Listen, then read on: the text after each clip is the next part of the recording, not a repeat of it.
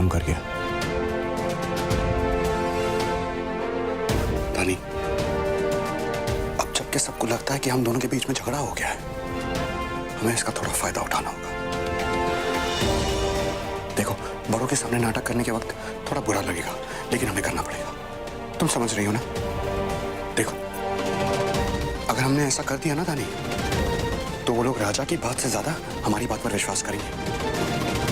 हम सबका भरोसा जीत लेंगे, सब हमारी तरफ हो जाएंगे। रानी, आती जंग तो हम ऐसे ही जीत जाएंगे। लेकिन तुम करने क्या वाले हो?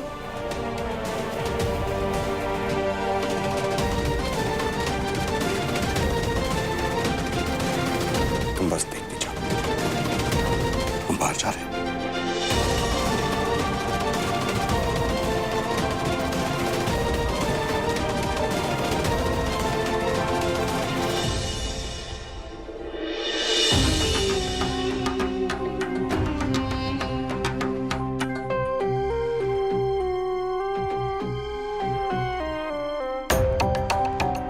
अरे ये तो होना ही था। अरे हमरे विप्लव को एक दिन अपनी माँ अपने परिवार के पास वापस आना ही था। हमको समझ में नहीं आ रहा है कि हमारा बच्चा विप्लव नाराज क्यों दिख रहा है। क्या बात हो गई है, नहीं समझ में आ रहा है।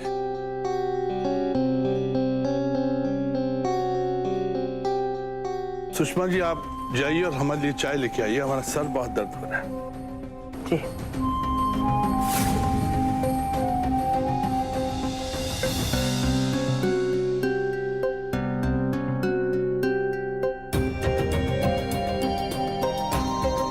विप्लव, बेटे हमको एक बात बताओ कि तुम धानी के साथ इतना झगड़ा क्यों कर रहे हो? बेटा ये अच्छी बात नहीं है, वो तुम्हारी पत्नी है, उसके साथ ऐसा व्यवहार सबके सामने अच्छी बात नहीं है। और हमारी माँ से कोई बदतमीजी करे तो क्या करे दादाजी? छोड़िए, क्यों चिंता करे दादाजी, आप चाय पीजिए। लेकिन बेटा, पर क्या दादाजी, हमने क्या कुछ नहीं किया उसके लिए, और बदले में हम क्या देखें कि वो हमारी माँ के साथ बदतमीजी करे? बेटे होने के नाते ये बर्दाश्त नहीं कर सकते हम। जो वो कहती थी हम वो सब करते थे, बिना सोचे समझे उसकी सारी बात मान के पूरे परिवार के खिलाफ गए हम, और वो हमारे सामने हमारी माँ पर ऐसे। एक बात समझ गए हम, अपना परिवार होता है दादी। बेटा, धानी भी इस परिवार का हिस्सा है। हाँ दादी, बिल्कुल है, हमारी पत्नी है, वो इस घर का हिस्सा है। लेकिन ये भी तो सच है कि वो बाहर से ही आई है ना। हाँ, बिल्कुल सही कह रहे हो बेटा तुम। लेकिन बेटा, उस धानी की वजह से तुम अपना दिमाग काहे खराब कर रहे हो? तुम्हारे पास हम सब हैं ना, तुम्हारी माँ है, दादा दादी है, बहन है, जीजाजी है, सब है तुम्हारे पास। इतनी जल्दी इतना बदलाव, कुछ गड़बड़ सी लग रही है। हम बहुत स्वार्थी थे ना माँ, हर बार अपने बारे में ही सोचा। हमारी खुशी, हमारा प्यार, हमारी पत्नी, हमारा सुख, और किसी के बारे में कुछ नहीं सोचा। लेकिन अब हम अपनी गलती पहचान चुके हैं, माफ कर दीजिए प्लीज। अब हम कुछ ऐसा करना चाहते हैं जो हमें बहुत पहले कर लेना चाहिए था। इस घर के बेटे होने के नाते हम इस घर की सारी जिम्मेदारियां अपने कंधों पर उठाना चाहते हैं।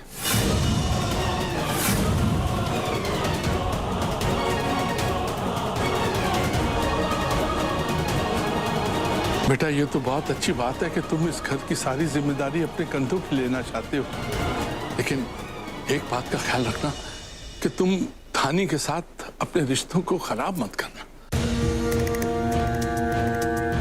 आप गलत समझ रहे, चिंता मत कीजिए, हम कोई रिश्ता नहीं बिगाड़ रहे, हम बस अपने जीने का तरीका बदलने वाले हैं दादाजी, अपने जीने का कारण बदलने वाले हैं। हाँ, हम धानी से बहुत प्यार करते हैं, लेकिन धानी के अलावा भी तो हमारी जिंदगी है, हमें अपने परिवार का भी ख्याल रखना है। और हम कब तक धानी धानी करते घूमते फिरेंगे? अब हम अपनी जिम्मेदारियां पूरी तरह से निभाएंगे। अरे बेटे बात तो सुनो। बेटा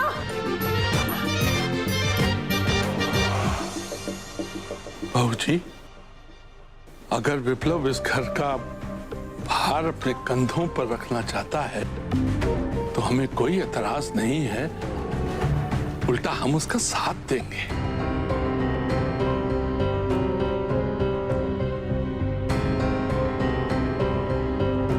हम आप सब लोगों के सामने घोषणा करना चाहते हैं कि नवरात्रों के ठीक बाद हम विप्लव को अपना सब कुछ अपने बच्चे विप्लव को सौंप देंगे।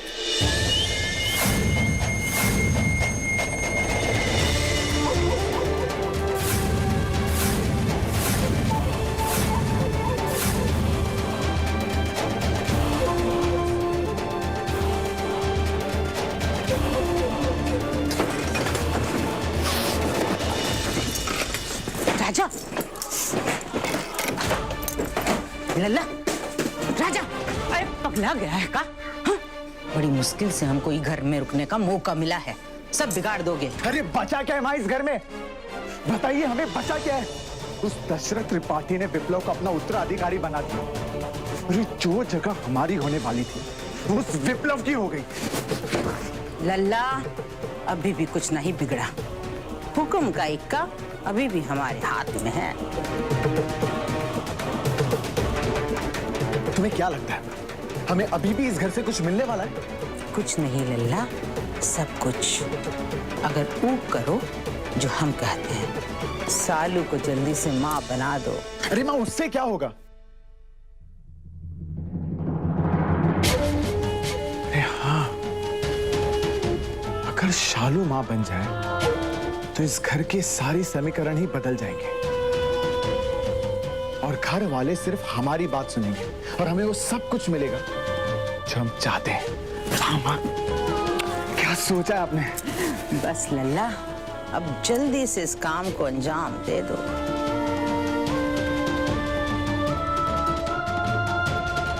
तो इस शुभ कार्य में देरी कैसी? आज रात को ही हम इस शुभ कार्य का आगमन कर देंगे। सुषमा जी, बच्चे कहाँ रह गए? आरती का समय हो गया, बुलाइए उनको। बस आ रहे हैं।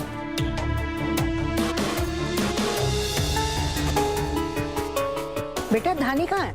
पता नहीं दादी, हमें नहीं लगता हम लोगों को उसका इंतजार करना चाहिए। हम लोग आरती शुरू करते हैं। पर थाने के बगैर कैसे आरती कर सकते? आओ बेटा। कहाँ थी तुम? हम सब कब से इंतजार कर रहे तुम्हारा, तुम्हें कोई खबर है?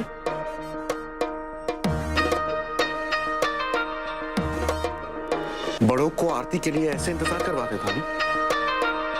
हम कुछ काम कर रहे थे और जानते हैं सब इंतजार कर रहे थे। अरे तुझे शर्म नहीं आती है? सबके सामने पति से जबान लड़ा रही है तू? हाँ? माँ जी, आप इनसे क्यों नहीं कुछ कहती? ये ऐसे हमसे काहे बात कर रहे हैं? अरे हम तुमसे ऐसे क्यों बात कर? क्या हो गया है तुम्हें? झगड़ा बंद करो, ये मंदिर है। चलो मिलके आरती करते हैं, चलो आगे आओ, आगे आओ बच्चा लोग, चलो।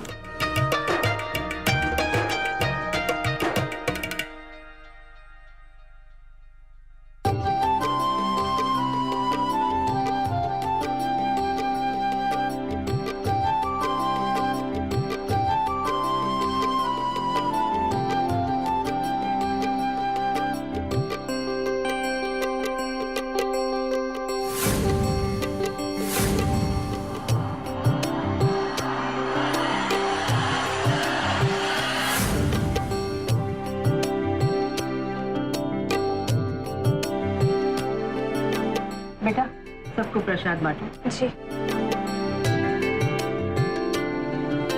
दादाजी,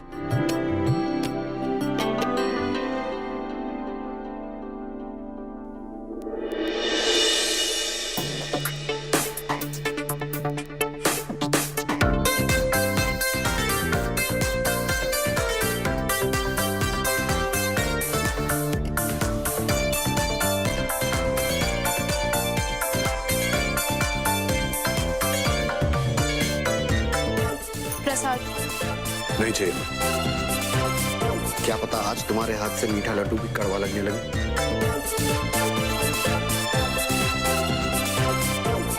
जैसे तुम्हारी मर्जी। अरे बस करो लड़ना, क्या बच्चों की तरह लड़ाई कर रहे हो तुम लोग? दादी इन्हें बोलिए ना, ये सब इन्हीं ने शुरू किया है। हमने शुरू किया, हम बदतमीजी कर रहे थे यहाँ पे। समझ में नहीं आ रहा क्या हो गया तुम लोगों को।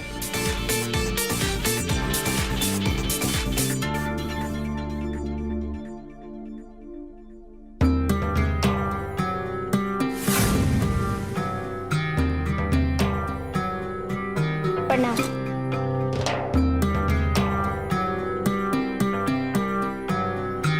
कैसी है बढ़िया माँ? कैसे बेटा?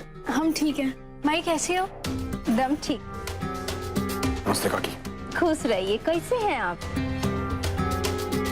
हम लोग ना बाबा विश्वनाथ के मंदिर से आ रहे हैं। तुम्हारे लिए मन्नत मांगे थे तो सोचे प्रसाद तुमको दे दे। रामो, जी मलके। प्रसाद ले लो।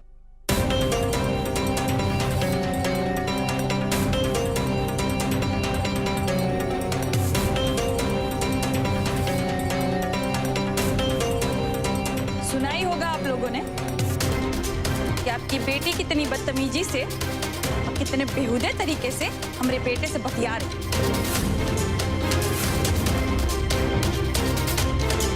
ये तो अच्छा हुआ कि हमारे बेटे को अपनी गलती का एहसास हो गया। आपकी बेटी का असली चेहरा हमारे बेटे के सामने आ गया। पर बहुत अफसोस की बात है कि तुम्हारी बेटी की शादी हमारे बेटे से हुई है।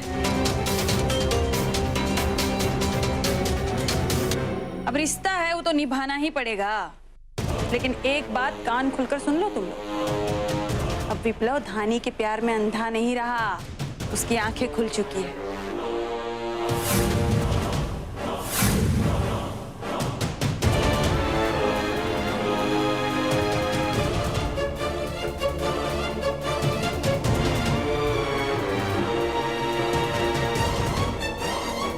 कहाँ सुन रहे हैं सब? यही सब सिखाए हैं तुमको कि हम तुम्हारे घर पर आए, हमको शिकायत सुनने को मिले तुम्हारे। माई बात सुनो। तुम कहाँ बोल रही थी? जो बोल रही हो सही है। तुम परेशान मत हो,